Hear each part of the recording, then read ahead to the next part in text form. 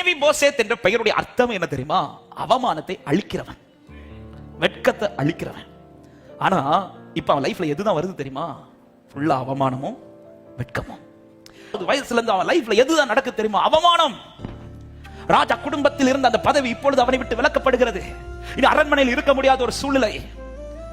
சரி, அட்லீஸ்ட் பலன் இருந்தா அதையாவது வச்சு தன் வாழ்க்கை கட்டி எழுப்பலான்னு பார்த்தா ஓடும் போது கீழே விழுந்ததுல அவன் கால்கள் முடவமாகுது.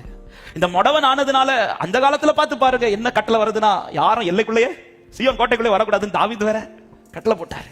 இந்த மேவிபோசேத்துக்கு இப்பொழுது எப்படிப்பட்ட ஒரு வாழ்க்கை வந்துருச்சுன்னா, இனி எனக்கு ஒரு வாழ்க்கை உண்டாகுமா, எனக்கு ஒரு தயவு உண்டாகுமா, எனக்கு இனி இப்படி ஒரு லைஃப் உண்டாகுமா, இப்படி ஒரு லைஃப் உண்டாகுமா?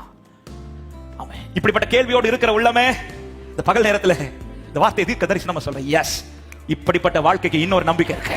இப்படிப்பட்ட ஒரு வாழ்க்கைக்கு இன்னொரு நம்பிக்கை இருக்கு. இந்த நம்பிக்கை மேவிபோசேத் உன்னால் உண்டாக போற நம்பிக்கை அல்ல.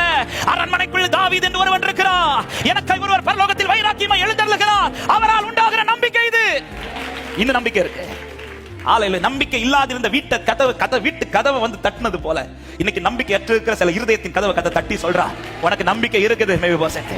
ஆலையில கால்கள் முடவன் தான், அவனுக்கு இனி ஒரு வாழ்க்கை உண்டாங்கிற கேள்வியோட தான் இருக்கிறான். ஆனா நீ தான் அவனை போய் கூட்டிட்டு வந்த. ஏன் அவன் ராஜா வீட்டு பிள்ளை, அவன் ஏன் பிள்ளை. இன்னைக்கு இந்த பகல் நேரத்துல சில உள்ளத்துக்கு இந்த வார்த்தையை சொல்ல, ஏன் உனக்கு கர்த்தர் வைராக்கியமா எழும்புறார் தெரியுமா? நீ யாரோ கிடையாது, நீ அவருடைய பிள்ளை.